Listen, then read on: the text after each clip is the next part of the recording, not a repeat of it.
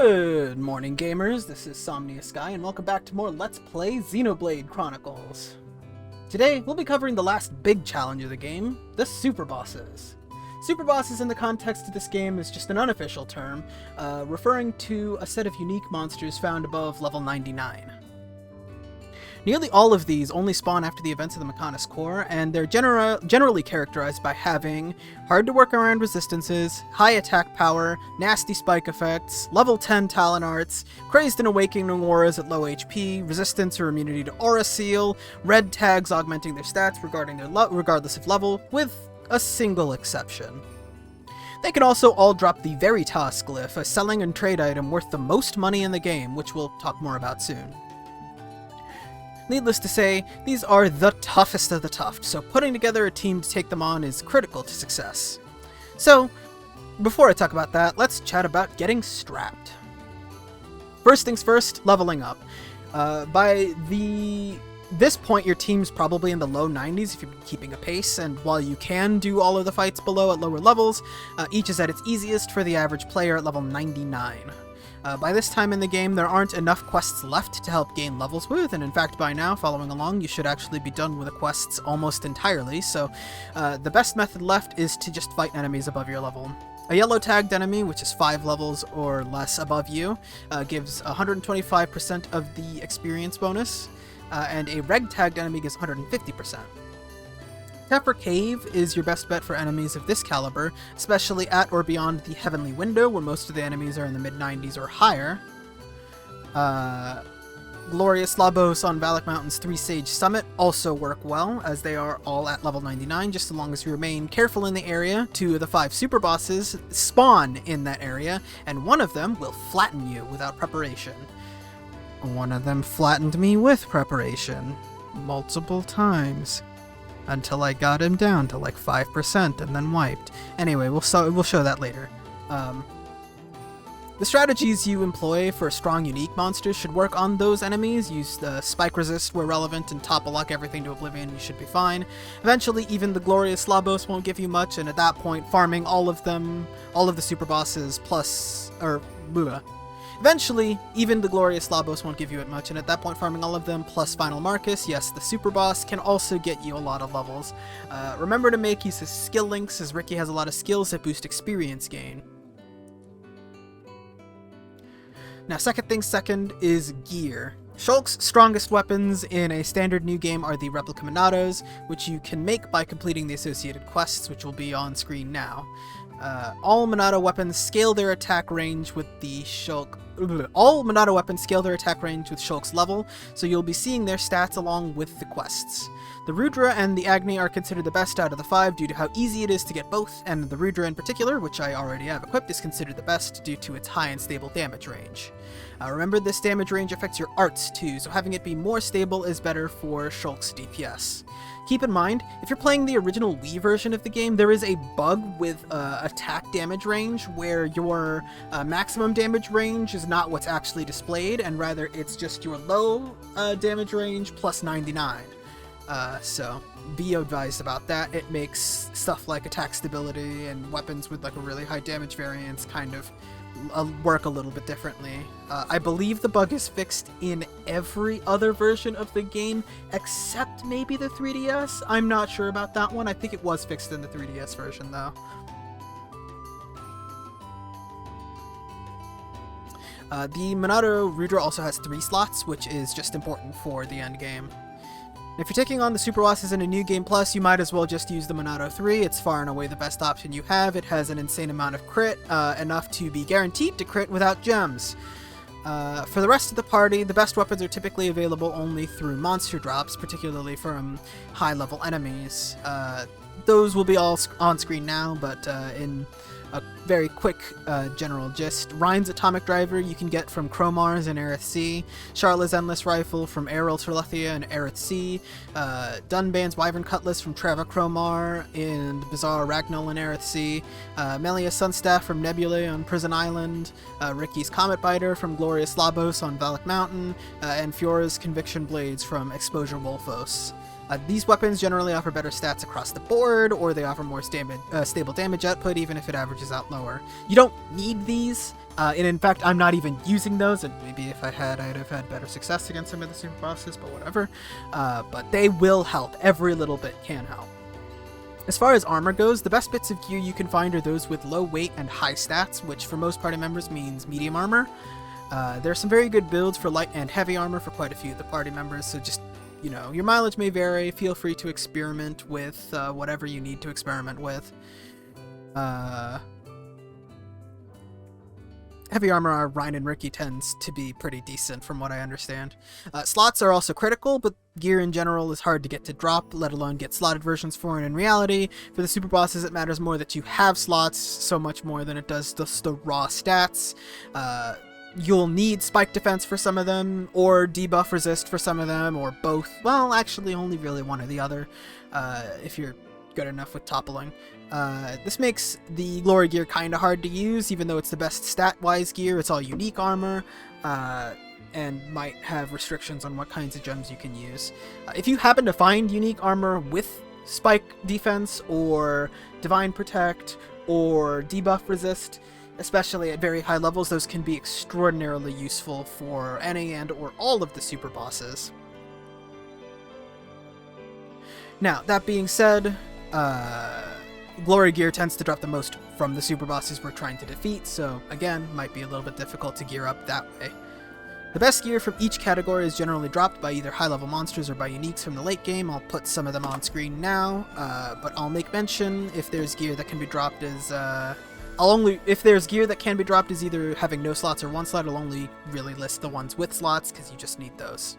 So, with getting strong out of the way, let's talk about the super bosses. Because of how generally strong the super bosses are, with one exception, a lot of the gearing and strats for them depend a lot on being able to avoid spikes and resist ailments, as well as being able to hit the dang boss. And since you need high bonuses to those capabilities, you'll generally need high rank gems too. Spike defense gems are a must for nearly all of these.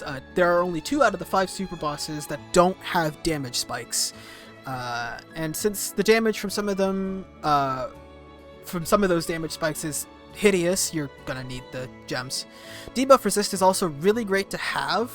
You need either debuff resist or divine protect for one of the super bosses, and otherwise debuff resist can generally help if you're not able to keep the boss on the ground. Same thing for topple. Hold on. Let me try that again. For those bosses susceptible to toppling, or even for those bosses that have a very reduced topple duration, topple plus gems give you a much better opening to deal loads of damage with and potentially lock the enemies down permanently. And beyond this, you will need night vision gems for anything stronger than Final Marcus just to be able to hit the boss. You'll probably also want agility up to make it easier to dodge attacks and to hit enemies too, as well as lower equipment weight, which you can do either just straight up equipping lighter equipment or by using skill links. This can help you give an edge in the fight.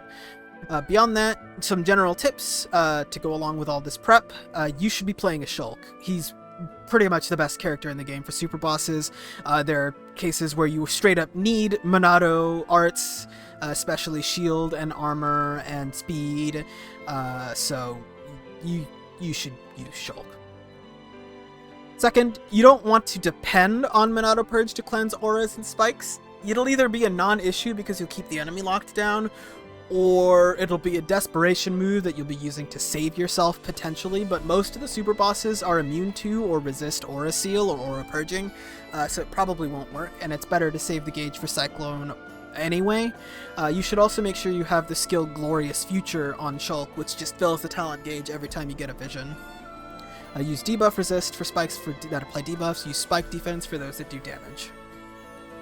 Third, whenever you can, try to apply topple locking as a strategy. We went over this during the Colony 6 episode, but basically, as soon as you can, get into a chain attack, break them with Shulk, and then topple them with Ryan and Dunban, and then just keep chaining topple arts on them over and over and over again, and make use of as many chain attacks as you can possibly get by hitting those chance arts and positionals as frequently as you possibly can. This will work on 3 out of the 5 super bosses completely, meaning that you could basically just keep them on the ground entirely. For 2 of the super bosses, they have a greatly reduced topple duration, and so your mileage might not be quite so carried by topple locking. One of them is a little easier to topple lock than the other, and the other tends to be really touch and go. So, again, you're just going to have to end up feeling out the situation on these. Generally speaking, you'll also want advanced art books for as many arts as you can related to these, so getting art books for Monado Cyclone, Air Slash, Stream Edge, Wild Down, Steel Strike, those are probably some of the more important ones you can get, as well as Backslash, Worldly Slash, and Sword Drive. And you also will probably need, definitely will need, Monado Shield 10, and the highest possible rank of Monado armor you can get your hands on. So, now that we've kind of gone over all of that, let's talk about the individual super bosses. Starting with Final Marcus.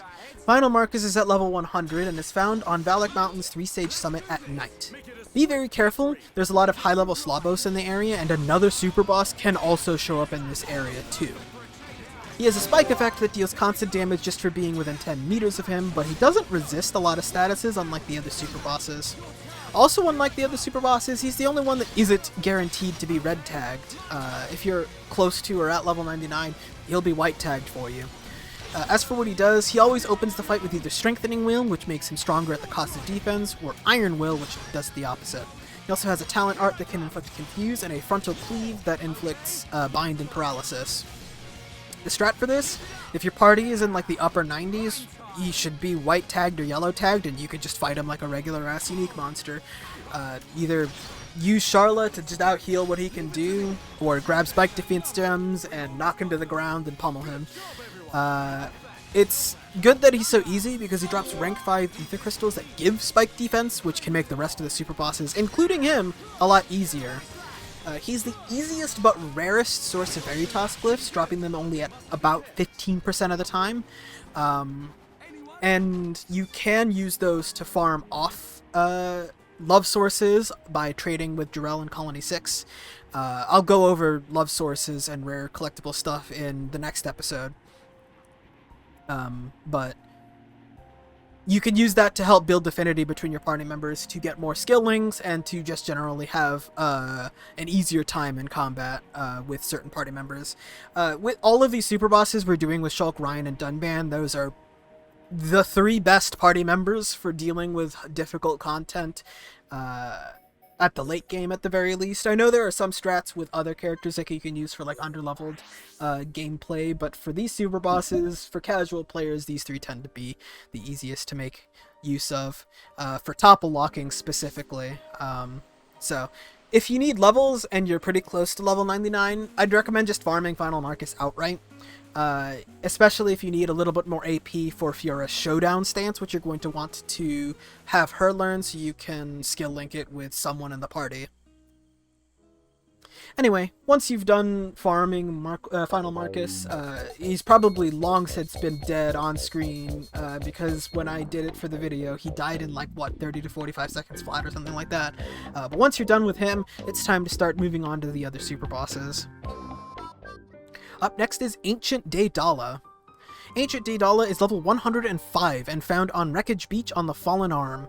The gimmick here is that it can see you from insanely far away at all angles, and it will immediately open with laser for massive damage at long range.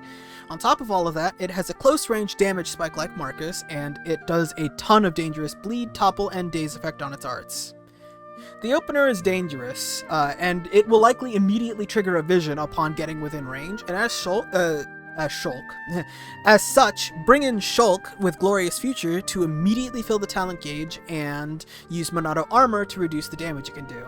It won't trigger laser so long as you remain really close to it, so you won't need to worry about that once you've finished approaching. It's just that initial hit you want to watch out for. Once you get in with that initial hit, topple lock it. You're going to need Night Vision Gems just to hit it, and you're going to want Topple Plus for the increased topple duration to keep it locked onto the ground, as well as Spike Defense for the spike. If you can't keep it on the ground, debuff resist and good footing helps make some of the nastier moves less nasty. And if you have Ties of Friendship and Chain of Friendship from Ryan and Shulk's skill trees, you can also get more chain links for more damage and chain attacks for the addition. Oh, excuse me, for the additional damage that those can do. Daedala is another good unique monster to farm. It drops Night Vision 5 cylinders, which, first of all, the cylinders mean that it only has the night vision. It only has night vision as one of its potential results for a cylinder or for gem crafting, which means if you get 2 of them, you can very easily make multiple night vision 6 gems, and those will help with just hitting the other super bosses. You'll basically need maxed out night vision on all of your party members from here on out in order to be able to hit the bosses anyway. So it's also the only source of heat sink cylinders for Sharla, if you intend to use her for any reason.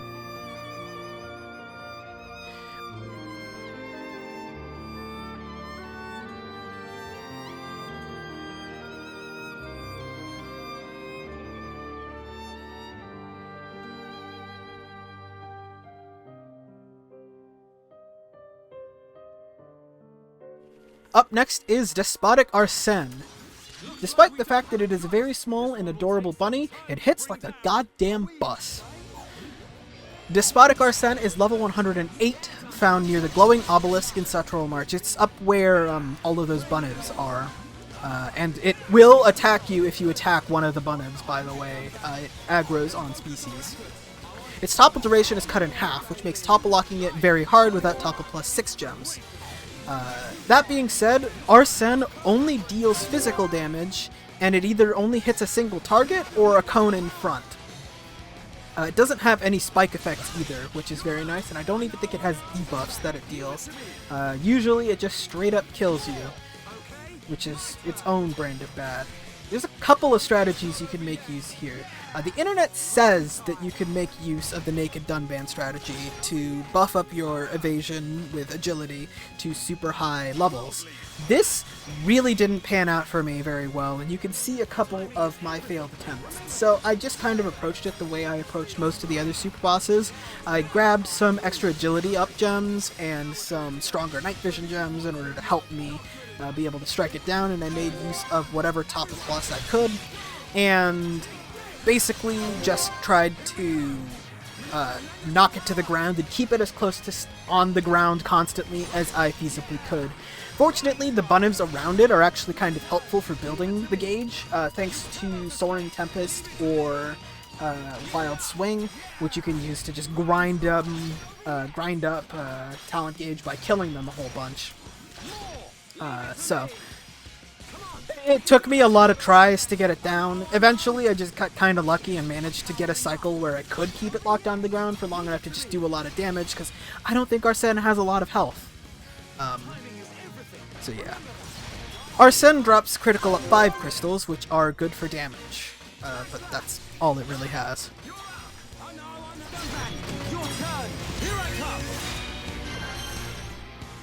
Timing is everything. Remember that. Teamwork at its finest. Up next is Blizzard Belgazas, the second most powerful unique monster. Blizzard Belgazas is level 114, found on the Great Glacier on Valak Mountain. The gimmick here is that during blizzard weather, 3 of its arts become much more powerful. It's got Vicious Combo, which is a 2-hit knockback move, Mountain Stomp, which is an AoE blowdown, Rex Gore, which kills on the second hit during a blizzard, Rex Poison, which poisons and deals double damage in a blizzard, and at lower health, Rex Roar, which inflicts bind normally, but also inflicts pierce during a blizzard. When toppled, it has a massive damage spike effect. So, you're going to need Night Vision and Topple Plus for this. If you can't keep it on the ground long enough, you're also going to need Good Footing, Debuff Resist, and Spike Defense at the highest level. Well, actually, if you keep it toppled, you're going to need Spike Defense a lot. If possible, you might also want to tack on Unbeatable, just in case you catch it at a particularly bad time. Standard skills apply. Fiora's Physical Resilience skill tree skill can also help survive the opener. The plan here is to keep it locked onto the ground. It doesn't have a particularly high, it doesn't have a particularly cut topple duration, although I think at about half health it auto-recovers from topple, so just keep that in mind. Some of the later super bosses will do that, where they'll just auto-recover from topple at certain health thresholds. So just build your party gauge as fast as you can, knock it down to the ground, and keep it locked down.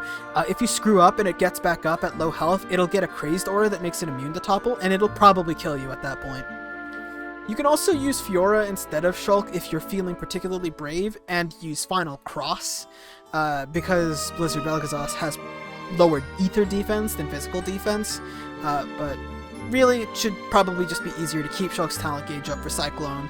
As long as you keep it on the ground, you don't need to really worry about much else. Bel'Ghazos drops Topple plus 5 crystals. It's not the only source of that, and it's not the easiest source of that, so I wouldn't worry about it for that. But it also drops Divine Protect 5 crystals, which protects against instant death, which is important for later.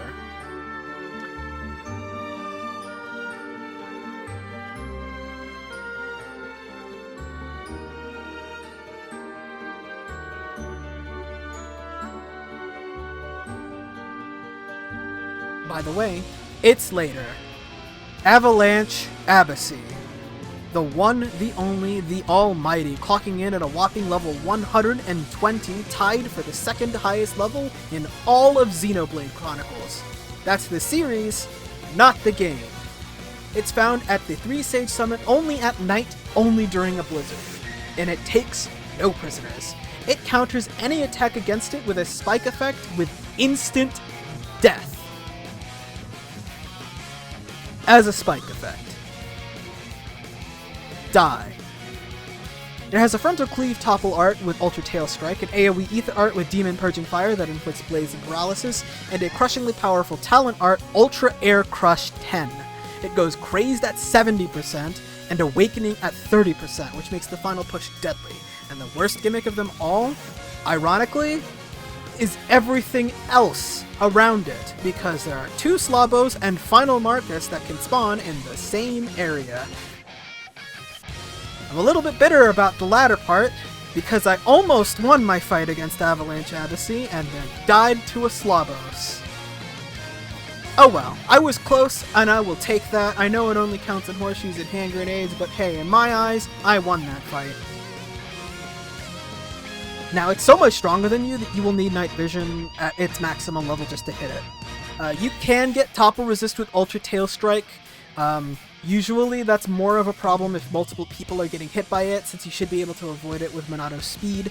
But if you want it for that, you can use it for that. Divine Protect or Debuff Resist will keep you safe from the spike effect. Debuff Resist will also protect against instant death, so having that at max will keep you safe. If you don't have enough Debuff Resist for that, then giving someone Divine Protect instead can also help. Neither gem will protect you against Topple, so yeah, you would need Topple Resist separately. Get Topple up. You definitely want to keep it locked down as long as possible. It has a very, very cut topple duration, so you won't be able to keep it down between chain attack gauge farming. Believe me, I tried. I never managed to keep it locked down across chain attacks, but having it locked down for longer is better than not having it locked down because of, well, obvious reasons. If you can, you also probably want to put haste on Shulk, so that you can keep the Monado gauge as full as possible. You're going to be using the Monado a lot, even with Glorious Future on your side. For skills, make sure you have Shulk's Friendship Heals and Rhine's Shoulder to Shoulder, along with all of your usual skills, like Fiora's stuff and whatnot. I'll explain why in a bit. You're going to want Shulk, Dunban, and Rhine. Now, the strategy here is to make use of certain skills in order to make sure that your chain attacks can be useful for toppling, damage, and healing.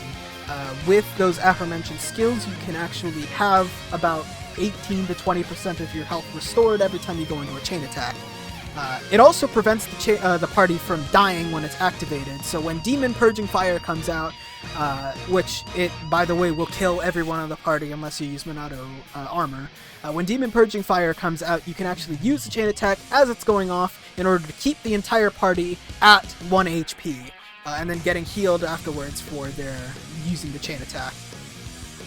Once in a chain attack, you Stream Edge, 2 Topple Arts, and Cyclone, then your highest damaging arts in a Chain Link. If you get Chain Link, start with Sword Drive, then go into Worldly Slash, then go into Backslash, then Lariat if you have it, or anything else, etc., etc. When it gets Awakening the Aura at about like halfway-ish through the fight, you won't be able to topple it, so focus on either buffing up, healing up, or just using red arts to pummel it. And when it gets to low health, survive. That is the best advice I can offer you. If you're lucky, you won't get killed by a Slabos just trying to hurt the guy. If you're lucky, you'll kill Abyssy before dawn, and you'll actually be able to continue hitting it. And if you're lucky, you'll actually win. I'll show some of my attempts, since I actually did some live commentary on some of the attempts I did, including the one that I most recently did, where I'm kind of just like, yeah, that was probably the best I'm really going to do, and I think I'm done with trying to get it done for right now. But I was really close, and honestly, if I had better weapons than my other 2 party members, probably would have actually killed him. But, oh well. It is a very hard fight, and in my opinion, even though there are higher leveled unique monsters, I think this is probably the hardest fight between Xenoblade 1 and Xenoblade 2. So, don't be ashamed if it takes you a lot of tries. A lot of tries. A lot of tries. If you do manage to kill it, it's the only other source of demonic Everflames in the game for Replica Monado 4, but other than that, the crystals it drops are only really useful for just farming the super bosses themselves.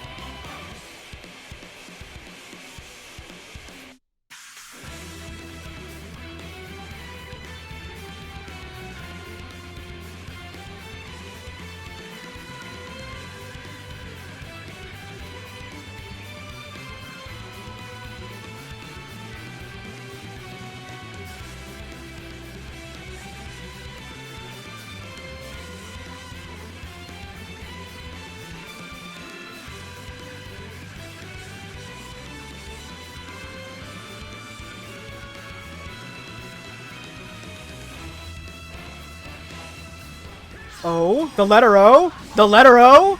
The letter O? Sure. What you want is done. Move on. Thank you.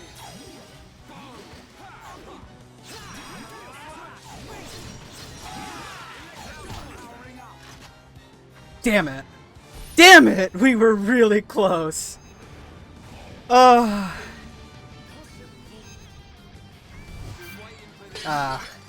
well.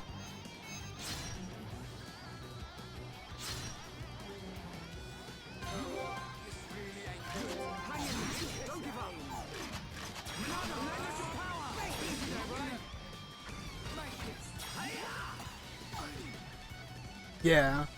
Look at that HP, viewers.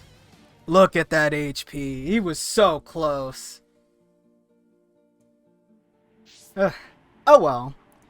That was my last attempt. I had told myself before it was that one or the highway. I did make a save file in case I ever wanted to try again in the future, but yeah. We were close, but just not quite there. If I had... I would like to get like more night vision so I can like add different kinds of gems, like probably a little more agility up or strength up on some of the other characters instead of what we have going for us, but for such a scuffed run, it ended up going off pretty well, so yeah. Anyway, I'll let me in post continue on, because this is probably just going to be an insert of like some of my attempts for it, but oh well.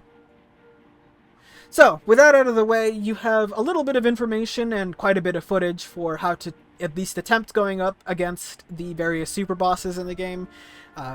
Honestly, I've never actually killed any of these playing Xenoblade Chronicles, let alone 4 out of the 5, and considering how close I was to killing Abyssy, honestly, I pretty much did the whole fight, so I'm going to mentally count that in my book, even though I don't have the affinity coin to show for it. And if anyone agrees otherwise, or disagrees otherwise, make sure to leave an angry comment down below, as long as you like and subscribe. Next time on Let's Play Xenoblade Chronicles, we'll be wrapping up a final few things with regards to completion, including the last page of the Collectopedia. I'll see you guys then.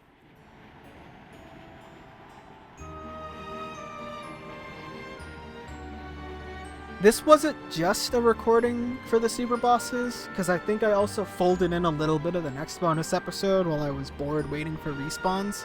This took almost 4 hours to finish.